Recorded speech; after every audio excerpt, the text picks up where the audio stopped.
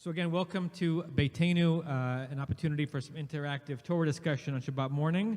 And this, I guess, is part 4 of a series that began a few weeks ago when I gave a sermon, I think it was Parshat Vayera, maybe, and that was inspired by ideas that I had last year after these parashot had already passed us by, going through the Hulu production of The Handmaid's Tale for the first time, and really forcing me to think differently and painfully differently about some of the narratives of our ancestors, and in terms of how the women of that society were treated, even and especially in the name of something rather noble, which is to build the next generation of the Israelites, of the Jews. And so I gave a sermon, Rabbi Schatz gave 2 classes on Zoom over the last few weeks, and this is a coda to that conversation. Doesn't mean it's the last time we could talk about it, but it's a way of bringing it all together. So Rabbi Schatz is kind of review kind of where we've been, particularly because some of you may not have been to any or all of those sessions. We're going to do some text study on this week's Parsha and then see where it lands for all of you. So we began the Parsha that Rabbi Kligfeld gave his sermon about was the Parsha where we meet Hagar. And so we began the first class talking about how Hagar was compared to the ways in which we think about the handmaids of this dystopian society and this production. Whether you've read the book or you've seen the show or you've done both, you will recognize some of the connections that we are making. So Hagar is this person who gets brought into the home of Abraham and Sarah and is really there to be able to help them have a child. Sarah is barren. Hagar gets brought in to have a child for Abraham. And it's interesting, one of the things that we spoke a lot about were these 2 different words that are used. In English, the one word is handmaid. And in Hebrew, there are actually 2 different words that are being used to describe this general character of a handmaid. One is shifcha, and one is amma. And amma, later on in the Torah, often gets translated as female slave, whereas in these Breshit, in these Genesis verses, is being kind of used in the same way that shifcha is being used as handmaid. So in our class, we spoke about how Hagar begins as a shifcha. Then when she is sent away from her home, after she has had Ishmael, and Sarah is maybe jealous or hurt or just because she's going to be having another child of her own, kind of done with Hagar, she sends her away, and all of a sudden she comes back as an amma. So that was a very interesting piece. And then we also spoke about Bilhah and Zilpah, who are the handmaids to Rachel and Leah. And we spoke about their differences and how they were utilized as a handmaid according to this series or this novel, or if they were somehow different because of the way in which they were considered either a shifcha or an amma.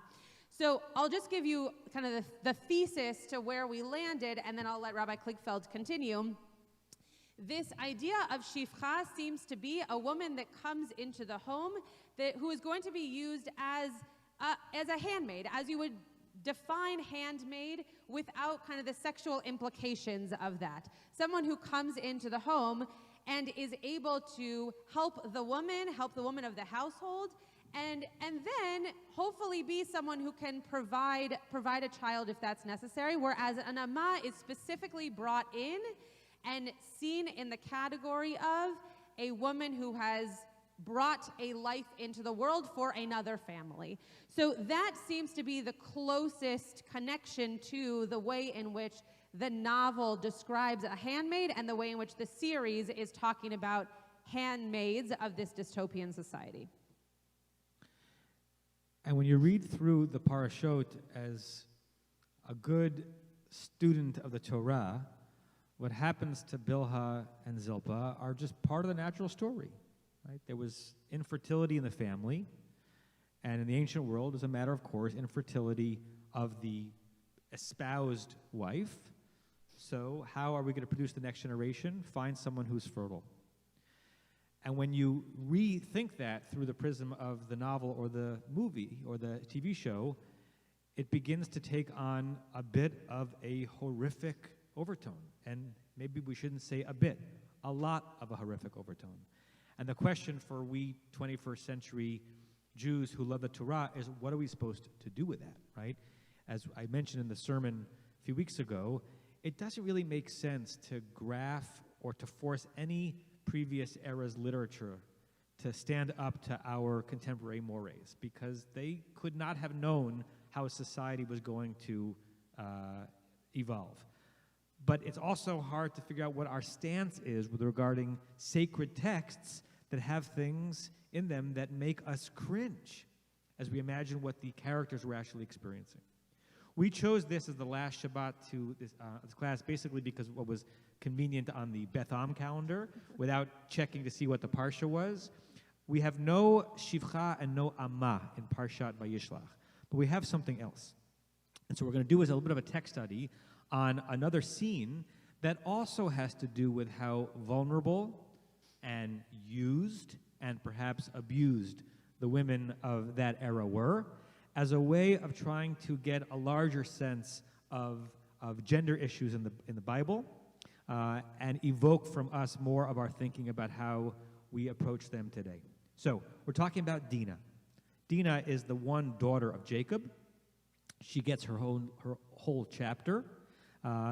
And if you're talking kind of colloquially in English, what's the name of this story if people are referring to it? It's the what of Dinah? The rape of Dinah, okay? That's how it is. In the same way it's called the binding of Isaac, it's called the rape of Dinah. That's the general English phrase for what happened. And it may or may not be what happened, right? So let's pull back from how we've heard the story referred to, and let's look at the verses almost as if we're looking at it from the first time. Okay, so you have it in front of you, 34th chapter of Breshit. Vateitzei Dinah bat Leah. Dinah, the daughter of Leah. We could linger why it's significant that it's referred to as the daughter of Leah here. Why we know that, why we are reminded. Teitzei goes out.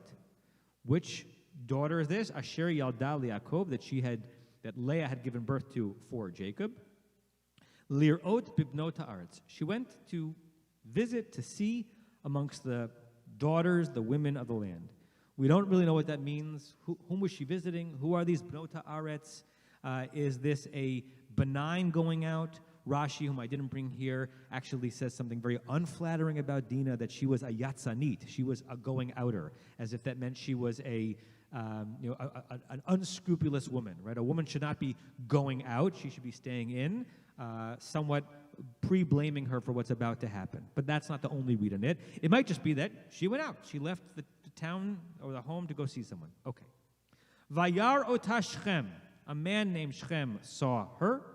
Who was Shechem? Ben Chamor HaChivi. He was the son of Chamor the Chivite.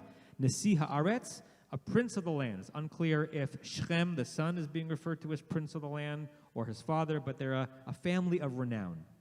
Vayikach ota, really important Hebrew words, because the word vayikach is from the root lakach, which means to take, which could actually mean several things, because lakach, to take, could mean abduct. It could mean take against will. Interestingly, later on in the Torah, it's used rather plainly and even honorifically to talk about what happens when a husband takes a woman as his wife. Kikach ish isha. When a man takes a woman as his wife, it's not necessarily abduction. It could be they got married. So we don't really know exactly what this word means. He took her. Vayishkavota, he lay with her, or he lay her. He bedded her literally. It's a direct object. Vaye'aneha. That is the word that is often rendered as the rape, right? It's from the root ayin nun hey or ayin nun yud. And what does that word mean? Lots of different things. It can mean oppress. It can mean demean. It's what the Egyptians did to us in Egypt. That wasn't fun, but it wasn't necessarily forced sexuality either, right? Vaya'anunu, that they oppressed us, they put harsh labors on us. One of the ways in which matzah is referred to in the Torah is lechem oni, the bread that is connected with this affliction, right? But it's also what we're supposed to do to ourselves in Yom Kippur, right? Inuat nafshotechem, you're supposed to oppose a certain amount of sacred affliction upon your souls. So the verb in and of itself is not necessarily only used for something which is horrific, but it doesn't seem particularly pleasant here, right? He took her, he lay with her, and did some kind of inui to her. Okay? The rabbis have lots of things to say about that verse. Let's finish the little quote, and then we'll go on to the commentaries. Vatidbak nafsho bedina. The story seems to change. When people think of the story, they think of verse 2. They do not linger on verse 3, and that's very interesting. Is verse 3 a whitewashing of verse 2? Or is verse 3 a natural extension of what happens after intimacy? Vatidbak nafsho bedina. His soul, his spirit, clung to her. Dveikut was close. Bat Yaakov, the daughter of Yaakov. Vayehavet hana'ara. He loved her. What does that mean?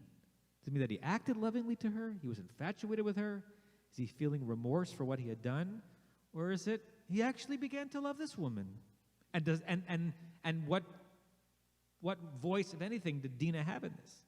Vaidaber alev hana'ara. He spoke on the heart of the maiden. We don't know what that means. What does it mean to speak upon someone's heart? We imagine that means something nice. If you're going to speak upon someone's heart, it seems to be a tenderness. Notice, by the way, that the word na'ara here, nun, ayin, resh, hey, there's no hey. Oftentimes, or commonplace, because it's a feminine word, the hey would be at the end of the word. It's not there. Some people believe that when a hey is missing from a word where it ought to be, it's a hint that there is some absence of important godliness or divinity in that scene, because hey refers to Hashem, God. So as if we're supposed to read into this that whatever's happening, there's not enough divine goodness. Okay, pause here. You're reading these verses as if for the first time. What's your sense of the story? What happened to Dinah? And what do we think of Shechem? And I'll repeat in the microphone for people who are on Zoom. As if you're reading for the first time, no preconceived notions. What happened to Dinah, and what do you think of Shechem? Gary.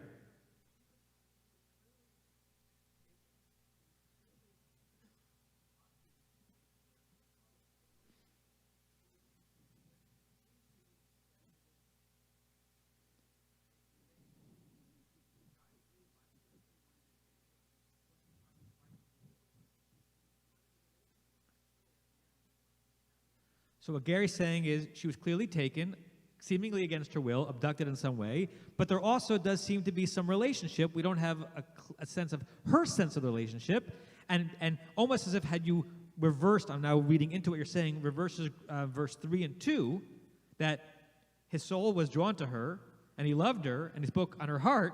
Then the next verse, and he took her and he lay with her, would almost make sense, except for that vayaneha, and that he oppressed her. But it complicates it. Yes?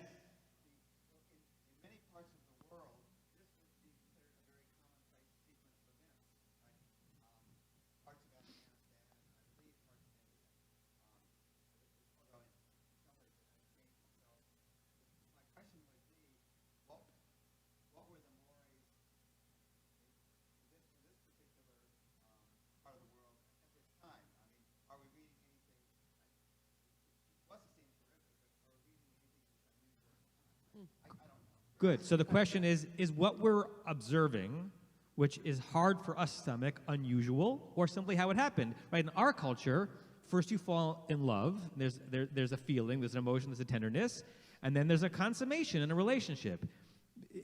Is it just that the way it happened back then is that there was the intimacy, whether forced or not, and then an experience of whether or not this is going to last longer? We don't know. Tyson, and then Bobby, and then Barry. Uh-huh.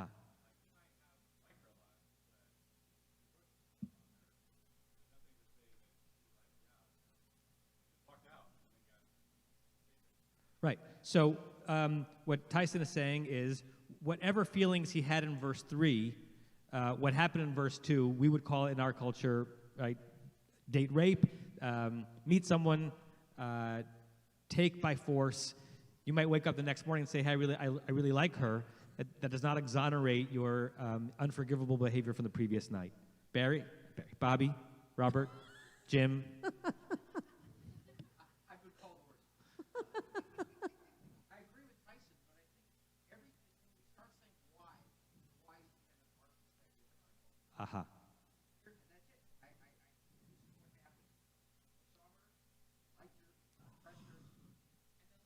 Uh-huh.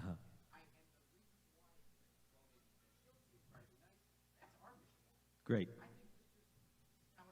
So what Bobby is basically saying is a call for pshat, right? That we can jump into an endless, dreamlike scape, which is what the rabbis do, is to try to figure out why it happened and what it should mean. But all we have are these verses, and these verses say plainly what happened, and anything beyond that is fantasy. And we're going to get into some of those fantasies in a second. Barry, and then we'll look at some commentaries.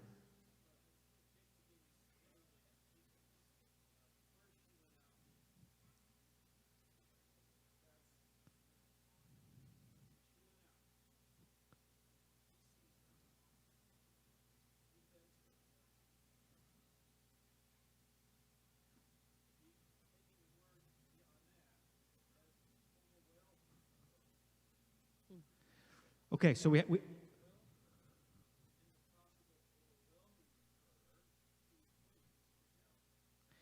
yeah, the verb form is that he clings to her. It's interesting to imagine what she might have felt in response and what her experience was as her brothers seek a tremendous revenge against this population. We're not going to focus on that. Is she angry at them for undoing what might have been a long-term marriage, or is she thanking them for the taking vengeance? Okay, Jason?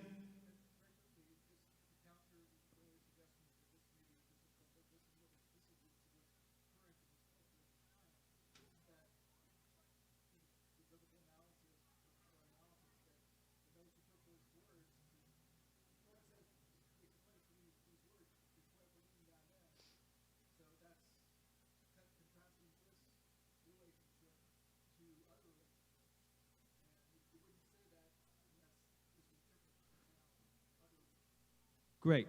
So if we're reading each verse and each word mattering, there has to be a reason. Like, there's what happened in the scene, and then there's the meta question as to why it's being presented in this particular way, right? So you can ask it one way or another. Why did God give us these words, or why did the coming together of these texts why were they presented in a specific way that includes a very harsh and clear verb? So it seems to suggest that it's not the way it always happened, because if it was the way it always happened, it wouldn't have invited such a word as vayaneha. Justin?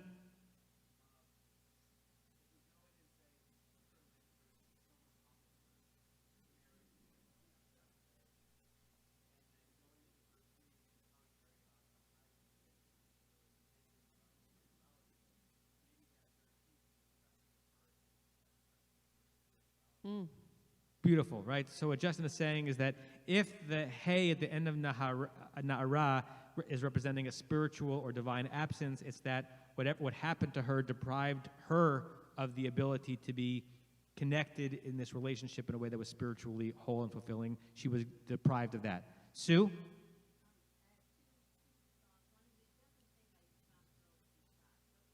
Mm-hmm.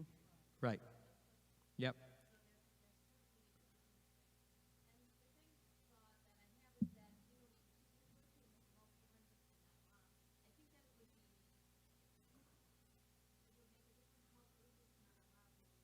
Yeah.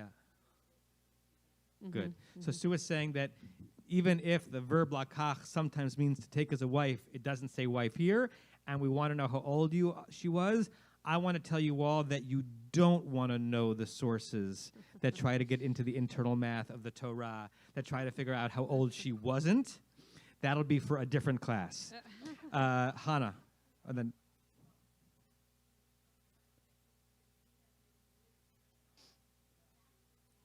Good. So whatever we try to understand in terms of his motivation, she doesn't speak, she doesn't respond, she has no voice throughout the entire process, making her very Zilpah-like, very Bilhah-like, very Hagar-like, in that she is an instrument. Nancy?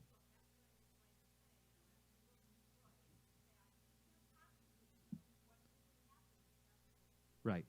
We can't know what happened, and again, the question is not only what happened to her, but what is it that the texts presented to us in a sacred collection of texts are supposed to be moving us towards, right? So it's Dina the character, but there's also the text itself has a voice, and what is the voice of the text trying to communicate to us? Rona?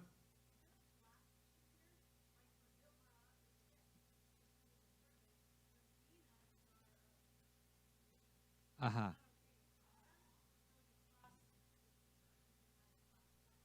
Meaning, is what was wrong, not that she was taken, but that she, the daughter of someone significant, was taken. So there are commentaries that I did not bring that go in that exact direction, that the repetition of her being Bat Yaakov, Bat Yaakov, Bat Yaakov, saying what's untoward here is that you lusted and took after someone who generally would not be treated that way in society, unlike other women who were considered more chattel. Can I just add something really quickly to that Yeah. comment?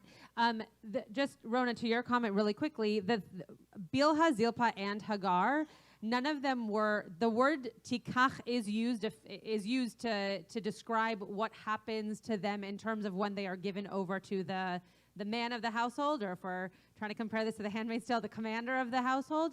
But they are never taken by force in the same kind of way as Dina is here. They, in terms of their role in the household, they know, this doesn't make it okay, but they know that that's their role, right? So it seems as though in this story, that was not Dina's role. And so she's being taken, especially the fact that it says that she went out, right? She's not in a home. She's not actually being brought into a home, which is how it is for the other three women, where they're brought into a home and then they have this particular role. In this case, actually, she's leaving her home and then all of this happens. So I just want to point that out in terms of the comparison between them.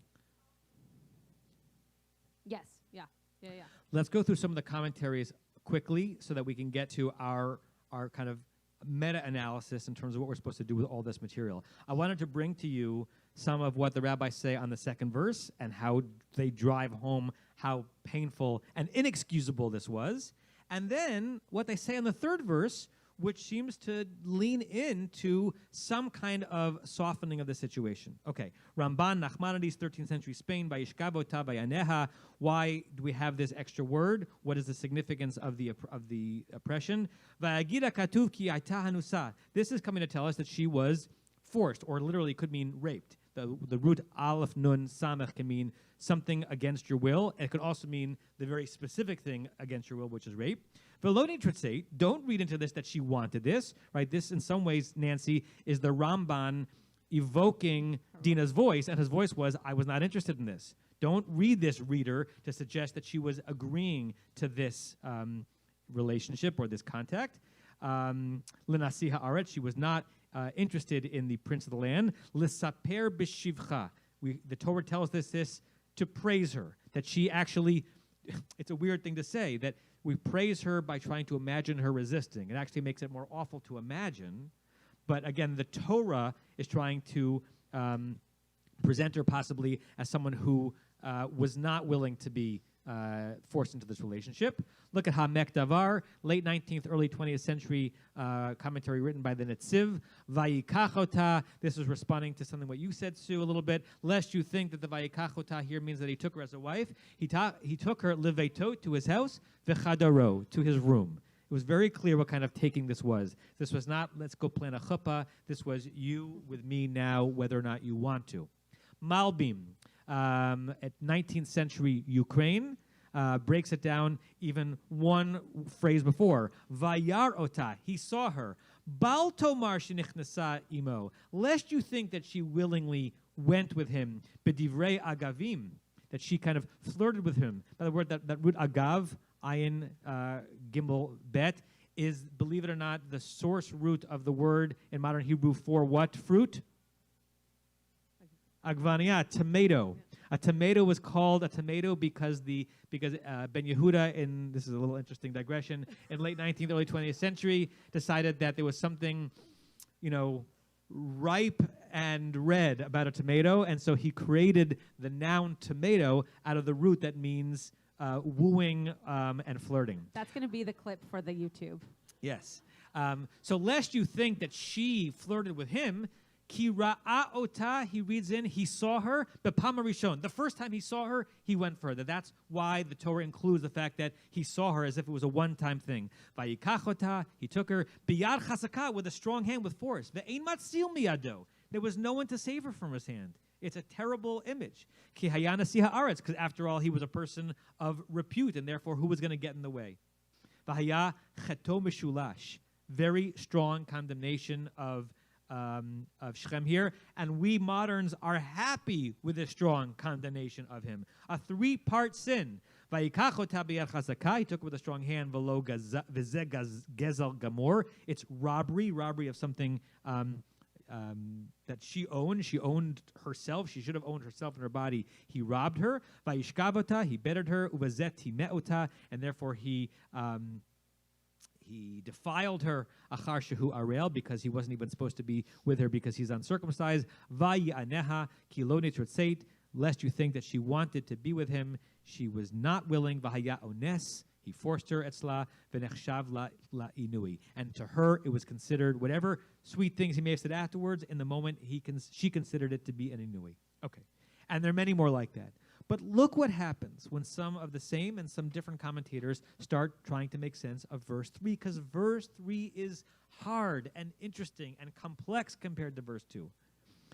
What do we do with Vayadaber Alev, that he spoke on her heart? Ibn Ezra, who loves the Hebrew language and wants to make sure that every word is understood completely. Shediber la divrei rakim b'nichumim.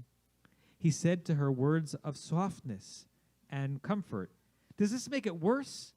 In some ways, that he forced her and then tried to make her feel better about it after the fact? Or, in the ancient moray, is this about as good as it could have been? That she was, as unfortunately many women were, pulled into a situation that she didn't want to, but at least the next day we're understanding that this person is a person of softness. It's hard to know even what to do with that. Sforno, Italian commentator in the 15th century, Vatidbak nafsho, his soul was clung to her. Al hefech ba'amon latamar. We have an example in the Bible of a abduction against a woman's will, and then a despising of the next day, of kind of sending her out as if she really had just been an object. That's the biblical story in the book of Judges of Amnon and Tamar. This is not that, right? Lest you think this was the worst of ancient society and their interaction between men and women.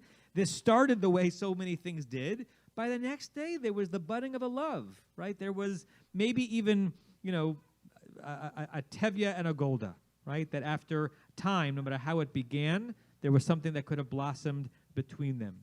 Look at Hamek Davar. We saw him before. Book of Samuel is where the story is, not the book of Judges. This is the Nativ, early 20th century. Vatidbak nafsho, his soul clung. Lechiotima, he wanted to live with her. Chaye ishut, he wanted to live with her a life of marriage. He wanted to take her in the religious way that we understand marriage to take place. Al pi chochmata, because he saw something of substance in her wisdom. Vayahavatana, he loved her. Ahavat oneg biofya, the love of the enjoyment of her beauty. Vaydaber, and he spoke to her, Shaloti dag, so that she wouldn't be nervous. Miyakachena, who would possibly marry her after she had been defiled, after all, Leisha. He said, you're going to be with me not just this past night, but you're going to be with me forever. That's what I hope. I'm a person of significance. You're not going to be alone. You're not going to be thrown out as a defiled woman. You're going to be the wife of a significant person. That's not a terrible thing in that world. Radak, Rabbi David Kimchi in Provence in the Middle Ages. Vatidbak nafsho b'dina bat Yaakov. Davka nafshoba, his soul clung to her. Bavur yofya, because of her beauty. Va'od sha'ita bat adam gadol v'nichbad, because she was the daughter of a person of significance, Jacob in this case. Vaidaber alev hana ara, he spoke on the heart of the maiden. Bavur she'ina, because he was, I'm interpolating, aware that he had done something the previous night that he shouldn't have, and oppressed her. Diber aliba, he spoke to her heart. Shalo yicharla, so that she not be angry. I think she had a reason to be angry. V'chihu yisa'ena lisha, but because he wanted ultimately there to be a relationship that was going to last. And finally, the last one, because it's been a long time since we had German on a text sheet at Temple Beth Am. Anybody want to read the German out loud?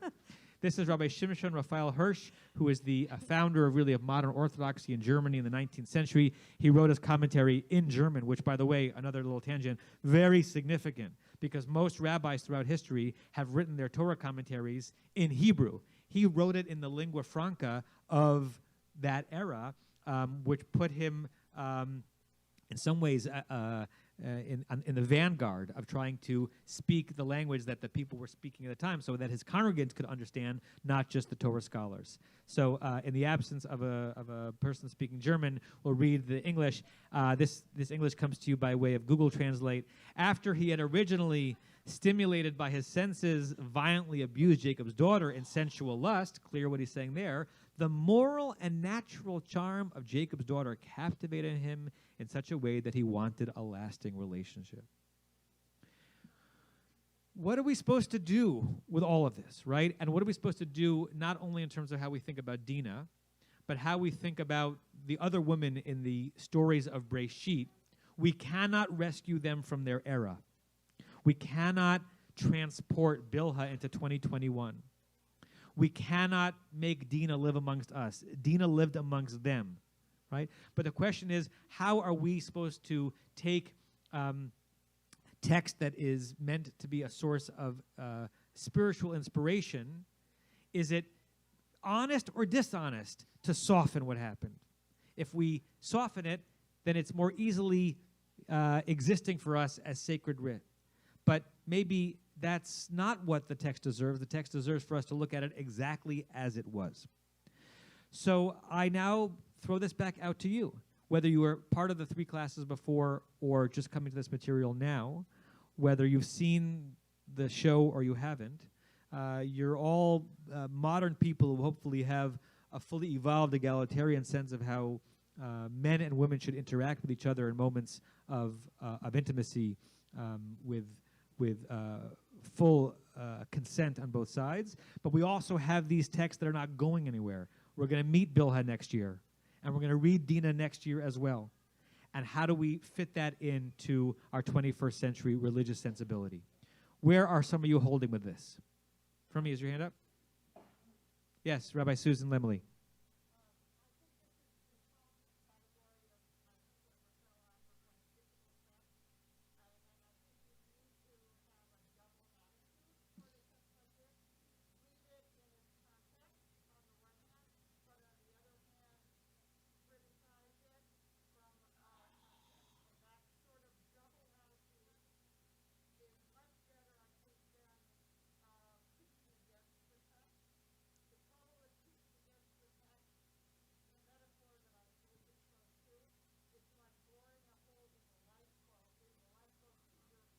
Wow.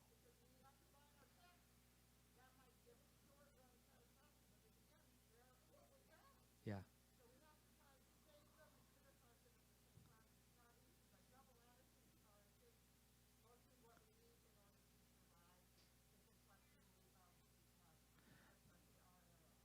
So I can't say that again as well as Rabbi Susan just said it, but something like quoting Rachel Adler, who named these, was it difficult text? Was that challenging text, and that requires of us some kind of a double attitude, holding on to 2 things that are at odds with each other simultaneously, which according to, was it Einstein who said that's the very mark of a wise mind, right?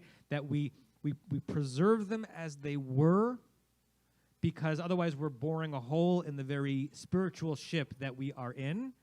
But we also we're doing an honor on some level if we simultaneously preserve it and critique it through the lens of the ethos of today's age. And if we do just one without the other, we're sacrificing something very important about what it means to be a close and sacred reader of the text. Good. Yes, Kathy.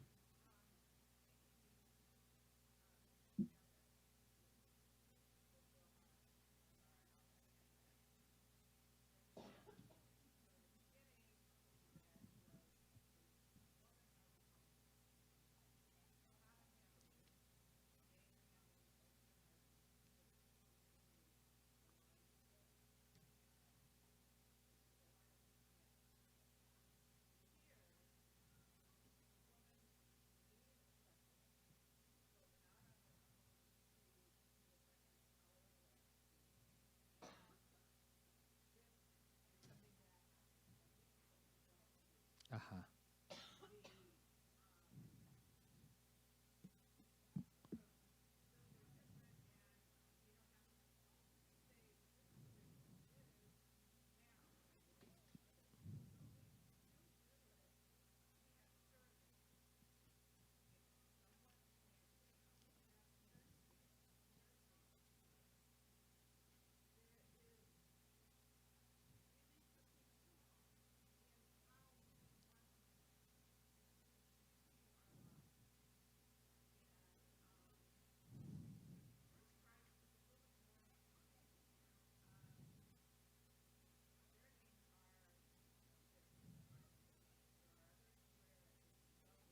Yeah.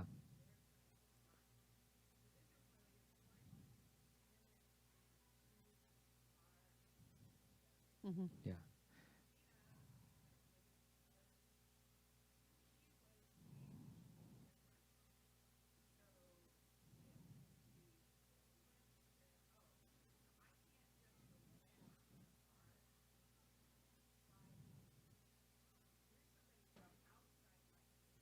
Yeah.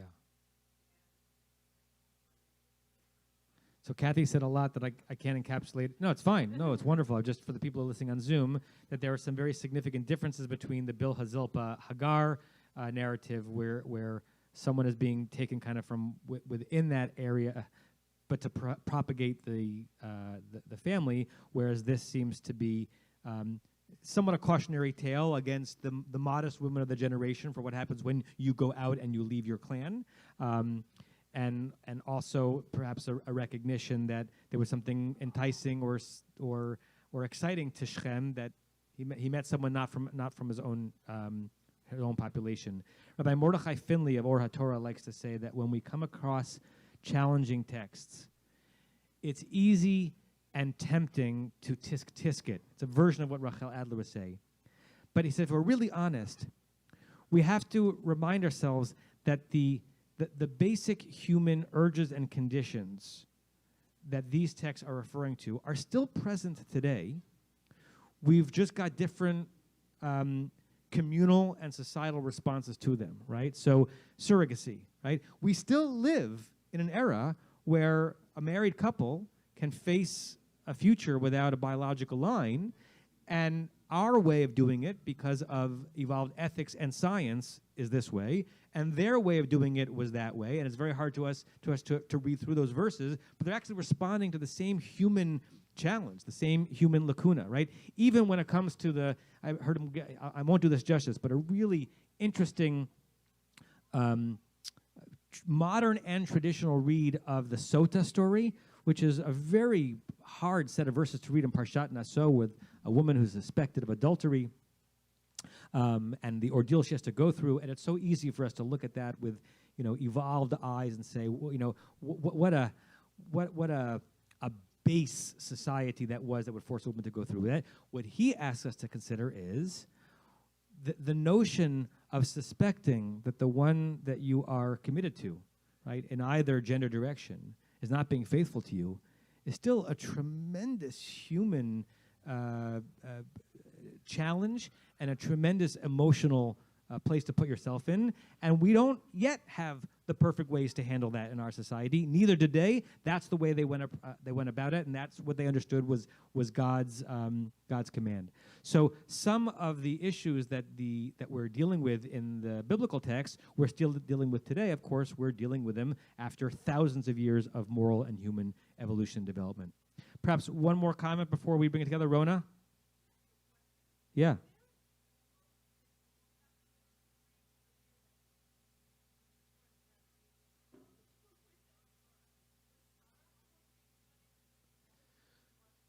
Good. So what Rona's asking, are there almosts? There are three almosts. When you follow the narrative of Abraham and Isaac, there are three times where they enter either Egypt or Gerar, and as a way of preserving the well-being of the family in a foreign place, the wives are temporarily offered up as almost mates for the local king, and then there's a divine intervention, and they are spared from that indignity. So yes, it's not just the named and unnamed handmaidens that are part of an ancient society where a woman's body and her sexuality were props in a large political game being played by men, but even Sarah and even Rebecca are close to that place and then get spared because of divine goodness.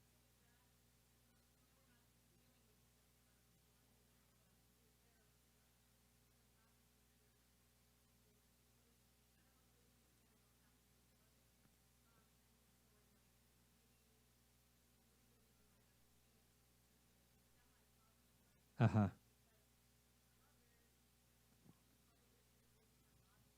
Uh-huh.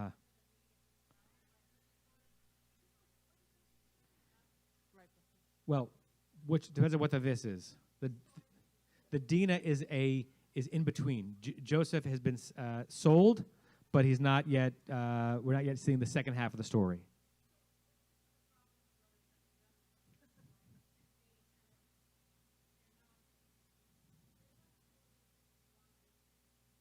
Sorry, it's pre-Joseph. We're in Vayishlach, not Vayeshev. It's pre-Joseph.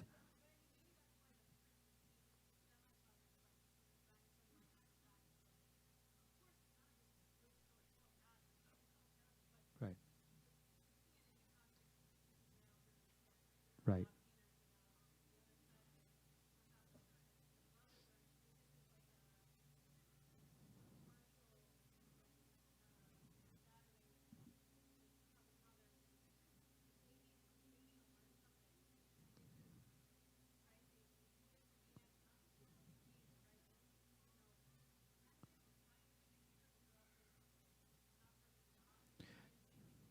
Right.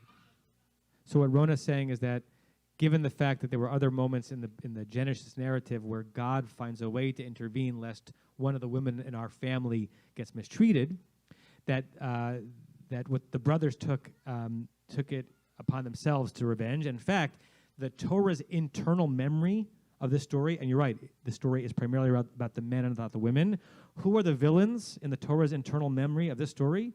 Not Shechem, and not Dinah for going out, but Shimon and Levi, who take such bloody revenge against Shechem and his people, such that at their father's deathbed, their father remembers that they are men of weaponry and of bloodletting and of villainy and of evil, right? So the Torah kind of glosses over what happened to Dinah and focuses more on how the brothers avenged her indignity, but in a way that the Torah cannot sanction.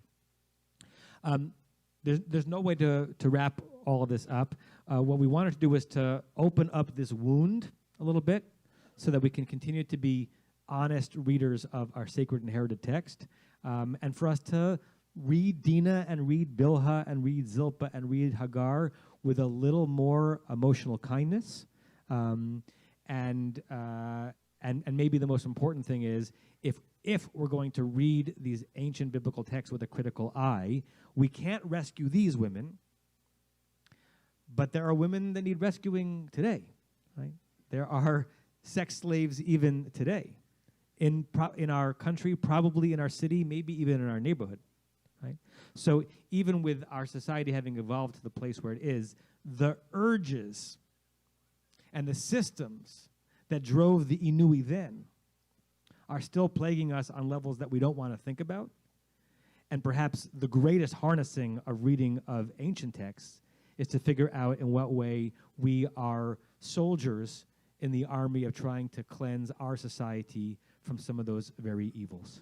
So Bilhah, Zilpah, Hagar, and Dinah, we honor you and we thank you for being in our story, as it were. And we have heaviness for what the texts forced you to endure, and we're still learning from you all these thousands of years later. Shabbat Shalom.